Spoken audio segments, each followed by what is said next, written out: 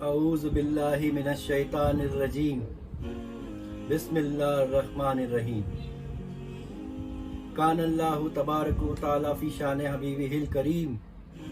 इन्नल्लाहा मलाइकतहु युसल्लू Alan नबी या अय्युहल्लज़ीना आमनू सल्लु अलैहि व सल्लिमू तस्लीमा।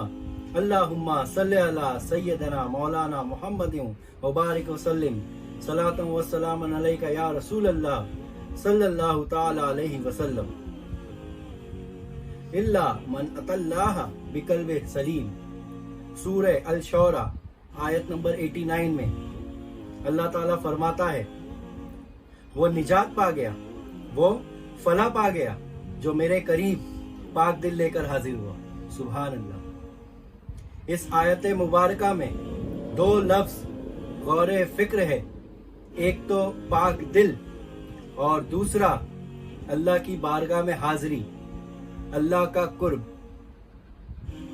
तो अल्लाह का कुर्ब से मुराद अल्लाह से और करीब हो जाना, अल्लाह से और करीब हो जाना, इसी को अल्लाह का कुर्ब हासिल करना कहते हैं। और अल्लाह ताला फरमा रहा है कि वो निजात पा गया, वो फलाह पा गया जो अल्लाह के करीब पाक दिल लेकर हाजिर हुआ। तो यहाँ पे अल्लाह ताला ने दो कंडीशन को रखा है। तो पहली कंडीशन पाक दिल और दूसरी कंडीशन अल्लाह की बारगाह में हाजिरी। सो पीरे तरीकत, गंजुल हकीकत, बुरहानुल मारिफत हजरत ख्वाजा शेख मोहम्मद फारूक शाह कादरी चिश्ती मारूफ पीर मज़िल्लाहुल आली वो दामतु बरकातहू अपनी तसनीफ मैं कौन हूं में लिखते हैं कि तसव्वुफ क्या है। क्या लिखते हैं कि तसव्वुफ क्या है? तो तसव्वुफ मंजिल नहीं, सफर है खुदा की तरफ। तसव्वुफ क्या है? मंजिल नहीं है कोई, तसव्वुफ सफर है खुदा की तरफ। सुभान अल्लाह। और कुरान की आयत मुबारका में अल्लाह ताला फरमा रहा है कि मेरी बारगाह में हाजिरी यानी मेरी तरफ बढ़ो, लेकिन शर्त रख दी पाकी की। इसी तालीमात को तस्किये नफ्स और तस्फिये कल्ब हमारे तमाम मशाइख उज़्ज़ाम, सूफिया व औलिया कराम ने हर दौर में तालिबे हकीकी के पेश किया। और यही तालीमात तसव्वुफ के नाम से मशहूर हुई। और एक नुक्ता तालिबे फिक्रे गौरे तलब है कि अल्लाह का कुर्ब हासिल करना। तो मैं कहता हूं कि तमाम इंसान अल्लाह के कुर्ब में ही है। तमाम इंसान को अल्लाह ने कुर्ब अता ही किया है। अल्लाह का कुर्ब हासिल नहीं करना है, अल्लाह का कुर्ब तो हासिल ही है, बस उसे शऊर नहीं है, उसको उसकी देखने की नजर नहीं है। अल्लाह का कुर्ब तो हासिल ही है। तो अब सवाल पैदा होता है कि कैसे? तो अल्लाह ताला फरमाता है, इन्नल्लाह अला कुल्ली शैइन मुहीत। मैंने तमाम चीजों पे अहाता किया हुआ, मैं तमाम चीजों को घेरा हुआ हूँ। एक जगह फरमाता है अल्लाह ताला, वहुवा माकुम व ऐना माकुम तुम। अल्लाह ताला फरमाता है कि तुम जिधर हो मैं उधर हूं। सुभान अल्लाह। अल्लाह ताला फरमाता है कि मैं तुम्हारी शहरत से भी करीब हूं, तुम देखते क्यों नहीं?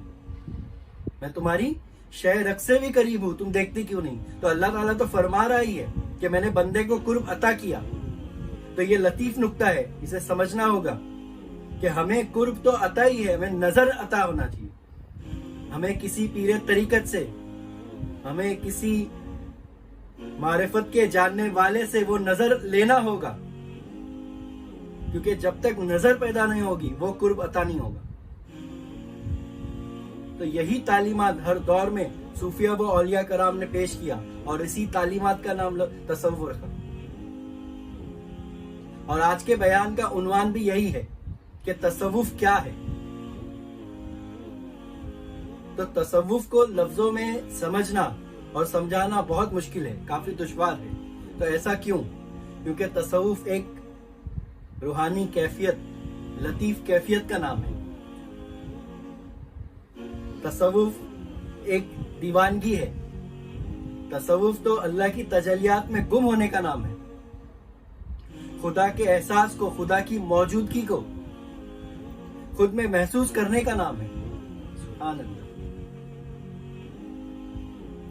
तो सूफिया वो औलिया कराम का फैजान करम है हम पर कि उन्होंने हर दौर में तसव्वुफ की तालीम को आसान अल्फाज में ढालकर समझाने की कोशिश की, ताकि तालिबे हकीकी के कल्ब पर उसकी तजल्लियात वारिद हो जाए, ना कि अक्ल में, ना कि दिमाग में, क्योंकि तसव्वुफ कोई दिमाग से समझने की चीज नहीं, तसव्वुफ कोई अक्ली चीज नहीं, तसव्वुफ तो कैफियत है।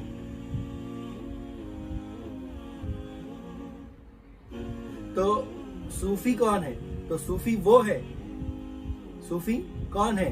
तो सूफी वो है जो राहे तरीकत में आने के बाद अपनी मंजिल को तय करता है और उसे हम सालिक कहते हैं, और तालिबे हकीकी सफर तय कर उस पर कुछ मारिफत के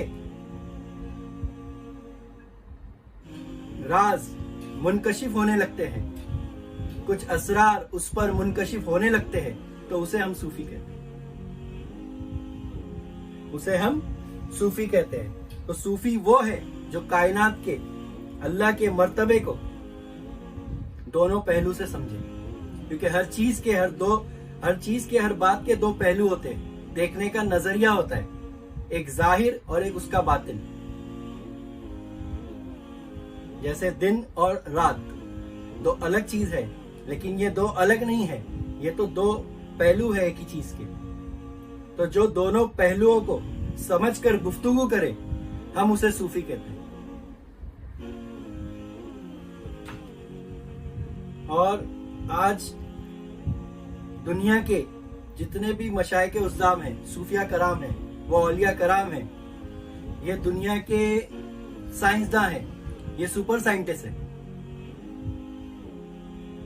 क्योंकि इन्होंने ही हर दौर में जदीद और वसी ख्यालात का इजहार किया। जैसे कि मिसाल के तौर पर हजरत मौलाना रूम, ये वो शख्सियत है जिन्होंने मसले इर्तिका को पेश किया। ये वो शख्सियत है जिसने सबसे पहले ग्रेविटी के ऊपर बात किया। और मैं बता दूं कि ये वो शख्सियत है, आपकी तारीख पैदाइश, तारीख विसाल, यानी आपका सने ईसवी, आप आज से 800 साल पहले पैदा हुए, आपको 800 साल का अरसा गुजरा। फिर इन्हीं की तालीमात को, इन्हीं की तहकीकात को तमाम साइंसदानों ने, कई साइंसदानों ने, जो बाद के दौर में आने वाले साइंसदान थे, इन्हीं की तहकीक को पेश किया। तो मिसाल के तौर पर इसाक न्यूटन, जिसको 400 साल अरसा गुजरा है, और मौलाना रूम को 800 साल अरसा गुजरा है। तो इसाक न्यूटन ने ग्रेविटी के ऊपर बात किया और वो रोशनी में आ गया। फिर मसले इर्तिका पे चार्ल्स डार्विन, उसने उस मसले को रोशनी में लेकर आया, जबकि ये थ्योरी किसकी थी? मौलाना रूम की। और चार्ल्स डार्विन को 200 अरसा गुजरा है, और मौलाना रूम को 800 साल पहले। तो जरा गौर फिक्र की बात है ये कि 800 साल पहले मौलाना रूम, जो मशहूर सूफी गुजरे हैं, उन्होंने इस थ्योरी को पेश किया। तो कुर्बान जाए आज के उलमाए कराम पर, उलमाए जाहिर पर, उलमाए खुश पर कुर्बान जाए कि जिनको ये तालीमात को लोगों में आम करना था, मजलिसों में आम करना था, मदरसों में आम करना था, ताकि घर घर में पता चल जाए कि ये तालीमात को पेश किसने किया। लेकिन कुर्बान जाए, आज किसी बच्चे से पूछ लीजिए कि मसले इर्तिका क्या है, मसले इर्तिका को पेश करने वाले कौन है, तो he will say you that Isaac Newton has presented the theory of revolution, theory of a gravity, because he is studying in the college, schools. So what we are doing, so this is, यही सूफिया कराम है जिन्होंने अपनी तहकीक की, मेहनत व मुशक्कत किया, खानकाहों से अपनी पूरी जिंदगी सर्व कर दी, और यही तालीमात को लोगों तक पहुंचाया, तालिब हकीकी के कल्ब तक पहुंचाया, और इंशाअल्लाह ता क़यामत तक पहुंचाते रहेंगे। आमीन। तो सूफी कौन है? सूफी कौन है? सूफी वो नहीं जो एक ही पहलू को समझे, एक ही पहलू से गुफ्तगू करे और दूसरे पहलू को गलत करार दे। जैसे मैंने कहा कि हर चीज के, हर बात के दो पहलू होते हैं, उसके देखने का नजरिया होता है। तो सूफी वो नहीं जो एक ही नजरिए से बात करे। सूफी तो वो है जो दोनों पहलू से समझकर गुफ्तगू करे। जैसे इब्ने माजा की एक हदीस है, आप सल्लल्लाहु अलैहि वसल्लम से रिवायत है, सरकार फरमाते हैं सहाबा कराम से कि जैसे मेरी आंख आगे देखती है वैसे मेरी आंख पीछे भी देखती है। जैसे मेरी आंख आगे देखती है वैसे मेरी आंख पीछे भी देखती है। तो क्या मतलब? क्योंकि जाहिरी आंख का जाविया तो 180 डिग्री होता है। ये पॉसिबल ही नहीं कि जाहिरी आंख का जो जाविया वो 360 डिग्री हो। तो सरकार चश्मे बातिन की बात कर रहे हैं, वो उस नजरिए की बात कर रहे हैं, उस वसी ख्याल की बात कर रहे हैं जो तमाम सूफिया कराम ने पेश किया हर दौर में। तो सूफी वो नहीं जो एक ही पहलू से गुफ्तगू करे। दौरे हालात का जायजा लेने के बाद एक बात गौरे तलब है, फिक्रे तलब है कि ये जो इस्लाम के नाम पर जितने भी फिरके बने, जितने भी मसलक बने, ये कैसे बने, ये कैसे वजूद में आए? तो पता ये चला कि एक के ख्यालात दूसरों के नहीं मिलने की वजह से, एक की सोच दूसरों से टकरा रही है, एक की सोच दूसरों से नहीं मिलने की वजह से ये फिरके वजूद में आए, ये मसलक वजूद में आए। तो एक लतीफ नुक्ता है, इसे गहराई से समझना होगा। तो हजरत मारूफ पीर अपनी किताब में लिखते हैं कि दुई अक्ल की ईजाद है, दुई अक्ल की ईजाद है। बहुत गहराई से समझना होगा इस नुक्ते को। यानी हर लफ्ज दुई से पैदा हो रहा है। और इस्लाम में दुई का क्या मकाम है? दुई ऐन शिर्क है। दुई क्या है? ऐन शिर्क है। और इस्लाम में मैं बता दूं कि शिर्क और कुफ्र गुनाह कबीरा है। ये ऐसे गुनाह है जिसके माफी नहीं है। तो दुई ऐन शिर्क है। और दुई क्या है? तो अक्ल से पैदा होने वाली चीज है। तो इस नुक्ते की वजाहत में एक बात समझना होगा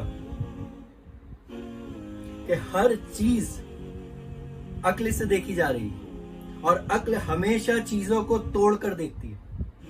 अक्ल हमेशा चीजों को तोड़कर देखती है, एक नहीं देखती, अखंड नहीं देखती। क्यों ऐसा? क्योंकि वो दिमाग है। और आपको कहोगे तो देखते तो आंख से है, नहीं, आंख तो एक विंडो है। आंख तो सिर्फ दिखा रही है आपको, उसके पीछे कमांड करने वाला कोई और है। आपके दिमाग को, दिमाग जो है कमांडर है, वो कमांड कर रहा है। जैसा वो कमांड करेगा आंखें वो नजारा करेगी। तो इसीलिए अक्ल क्या है? हमेशा अधूरी है, वो कभी पूरी हो ही नहीं सकती, उसका जाविया हमेशा अधूरा है। और एक तरफ आइए दिल की बात करते हैं, मकाम कल्ब की बात करते हैं। तो यही वो सूफिया कराम है, यही वो औलिया कराम है जिन्होंने तमाम चीजों को हमेशा एक देखा, तो हमेशा एक जाना, या यूं कह लो दोनों पहलुओं से समझा। क्यों? क्योंकि वो दिल के मकाम की हकीकत से वाकिफ है, क्योंकि वो दिल के मकाम की हकीकत से वाकिफ होते हैं। तो इसीलिए मैंने कहा कि अक्ल हमेशा दो देखती है, अलग देखती है, इनकम्प्लीट देखती है। और जिसे जाना है वो कंप्लीट है। तो चश्मा तो कल्ब का पहनना होगा। जैसे सरकार फरमा रहे हैं ना कि जैसा मैं आगे देखता हूं वैसा पीछे देखता हूं, तो वो क्या है? तो वो चश्मे बातिन है। इसीलिए मैंने कहा कि अक्ल क्या है? तो वो हमेशा बिखरी हुई नजर है। जैसे मिसाल के तौर पर अक्ल समझती है कि दिन और रात अलग है, दो अलग है, बल्कि ऐसा नहीं है। आपको तो ये समझना होगा कि आप उसको किस मकाम से देख रहे हो। अक्ल ये समझती है कि गर्म और ठंडा दो अलग कैफियत है, गम और खुशी दो अलग कैफियत है। अक्ल ये समझती है कि अच्छाई और बुराई ये दो सूरतें हैं, ये दो सूरतें नहीं बल्कि ये तो एक ही सूरत के दो पहलू हैं। हमें तो बस इसको गहराई से समझना है, हमें इसे गहराई से समझना है। तो दिमाग ने तमाम पहलुओं को तोड़कर देखा है हमेशा से, इसीलिए आज हम परेशान हैं। परेशानी की वजह क्या है, उलझन की वजह क्या है? यही दिमाग है, यही दिमाग है। तो एक नुक्ता जो हजरत मारूफ पीर अपनी किताब में लिखते हैं कि हमारे हर अल्फाज अधूरे हैं और जिसकी तरफ इशारा किया जाना है वो पूरा है, यानी खुदा। और कोई अल्फाज पूरे हो भी नहीं सकते क्योंकि लफ्ज जिस अकल से पैदा होते हैं वो भी अधूरी है, और अक्ल भी पूरी हो नहीं सकती क्योंकि हमारा वजूद एक कुल की हैसियत रखता है और अक्ल एक जुज है। हमारी जिंदगी का अक्ल एक छोटा सा हिस्सा है। सुभान अल्लाह।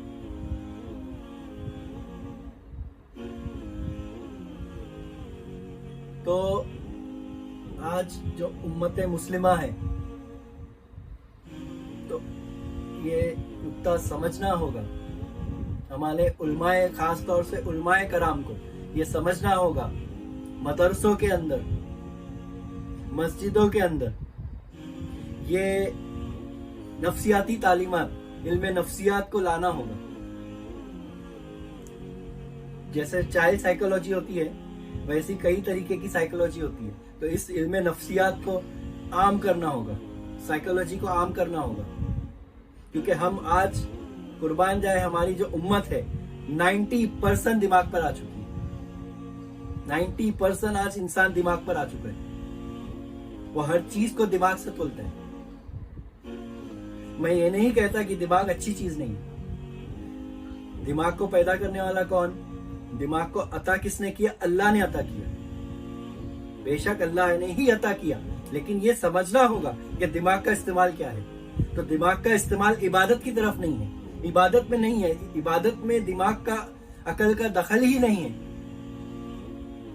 दिमाग तो आपको जाहिरी जिंदगी के अंदर, समाज के अंदर, सोसाइटी के अंदर जो आप लेन देन कर रहे हो, जो तिजारत कर रहे हैं, जो बिजनेसमैन है, जो लेन देन कर रहा है, जो चीजें खरीदो फरोख्त कर रहा है, तो उसमें काम आ जाएगी आपको, जाहिरी दुनिया के लिए काम आएगी। लेकिन इबादत में इसका कोई वो नहीं है, क्योंकि इबादत का जो ताल्लुक है वो तो बेलौस है। वहां कोई लेन देन नहीं है, वहां कोई मकसद नहीं है, कोई वजह नहीं है। वहां तो खुलूसियत है, वहां तो दिल का काम है। तो अल्लाह ताला फरमाता है सूरह हज आयत नंबर 39 में कि मुझ तक तुम्हारा गोश्त तो पोश्त और खून नहीं पहुंचता, बल्कि पहुंचता है तो तुम्हारी परहेजगारी, तुम्हारा तकवा। सुभान अल्लाह। तो तकवे का ताल्लुक किससे है? तो तकवे का ताल्लुक इबादत से, और इबादत का ताल्लुक किससे है? और दिल से। इबादत का ताल्लुक दिल से है। तो हमें तो ये समझना होगा। अल्लाह ताला फरमा रहा है। और एक और आयत है, अल्लाह ताला फरमाता है सूरह मोमिन आयत नंबर 65, वही जिंदा है, इसके सिवा कोई माबूद नहीं, बस तुम इसकी इबादत, उसके लिए तातो बंदगी को खालिस रखते हुए किया करो। खालिस यानी प्योर। तमाम तारीफें अल्लाह के लिए। एक और आयत है सूरह अल हिजरात आयत नंबर 3, अल्लाह ताला फरमाता है बेशक जो लोग रसूलुल्लाह सल्लल्लाहु अलैहि वसल्लम की बारगाह में अदब और नियाज के बाइस अपनी आवाजों को पस्त रखते हैं, यही वो लोग हैं जिनके दिलों को अल्लाह ने तकवा के लिए चुनकर खालिस कर दिया। क्या कर दिया? तकवा के लिए चुनकर खालिस कर लिया। इन्हीं के लिए बख्शिश है और अजर अजीम है। एक और आता है सूरह तहरीम आयत नंबर 8, अल्लाह ताला फरमाता है ऐ ईमान वालो, तुम अल्लाह के हुजूर रुजूए कामिल से खालिस तौबा कर लो, यकीन है कि तुम्हारा रब तुमसे तुम्हारी खताएं दफा फरमाएगा। सुभान अल्लाह। तो इन कुरानी आयत में अल्लाह ताला क्या फरमा रहा है? इबादत के ताल्लुक से क्या फरमा रहा है कि मेरे करीब मेरे करीब खुलूस दिल लेकर आओ, खालिस दिल लेके आओ, प्योर हार्ट लेकर आओ। और यही तालीमात तो सूफिया कराम, औलिया कराम हर दौर में पेश कर रहे हैं कि हमें हमारा कल्ब, हमारी नफ्स कैसे पाक हो, उसके अंदर साफ सफाई कैसे पैदा हो, तस्किये नफ्स और तस्फिये कल्ब कैसे अता हो। यही दौलत, यही तालीमात को बुजुर्गान दीन पेश कर रहे हैं हर दौर में। तो यही तसव्वुफ है। हम कहते हैं कि शैतान हमें बहकाता है, तो बेशक शैतान का काम है बहकाना, वसवसे डालना, लेकिन मैं पूछता हूं कि शैतान को कौन बहकाता है, उसको बहकाता कौन है? तो पता ये चला कि शैतान को जिसने बहकाया वो उसकी नफ्स है। शैतान को बहकाने वाला कौन है? उसकी नफ्स है। सबको शैतान बहकाता है, लेकिन शैतान को किसने बहकाया? तो पता ये चला कि शैतान को बहकाया उसकी नफ्स ने। मैं पूछता हूं कि शैतान को पैदा करने वाला कौन है? वो जात कौन सी है? तो बेशक वो जात अल्लाह ताला की है, वो रब्बुल इज्जत की जात है जिसने शैतान को पैदा किया। लेकिन ये समझना होगा कि शैतान तो बाद में शैतान हुआ, लानती हुआ, मलऊन हुआ। तो उससे पहले तो वो फरिश्तों का सरदार था। शैतान कौन था? फरिश्तों का सरदार था। अरे ऐसी कोई जगह नहीं इस रूए जमीन पर जहां उसने सजदा ना किया हो। उसके इबादत के रिकॉर्ड उठा के देखो, ऐसी कोई जगह नहीं जहां उसने सजदा ना किया हो।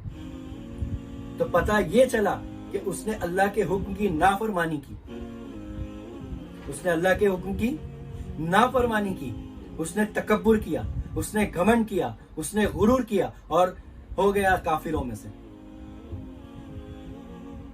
तो यही वो वजह बनी उसके मलून होने की। उसने घमंड किया, उसने बेअदबी किया। उसने क्या किया? अल्लाह की शान में गुस्ताखी किया।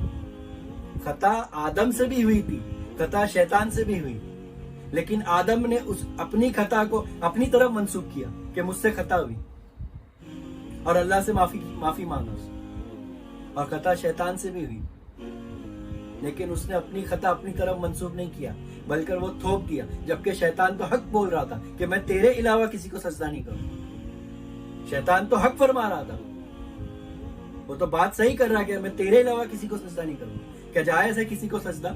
आप बताओ, क्या आप अपने भाई को, अपने अब्बा को, क्या किसी दोस्त को सजदा कर सकते हो? या किसी आलिम को सजदा कर सकते हो? सजदा ताजीमी क्यों ना हो? क्या सजदा ताजीमी शरीयत में जायज है? तो शैतान तो हक फरमा रहा था, लेकिन उससे क्या गलती हो गई, उससे क्या गुस्ताखी हो गई, तो उससे क्या खता हो गई? उससे बेअदबी हो गई। क्या हो गई?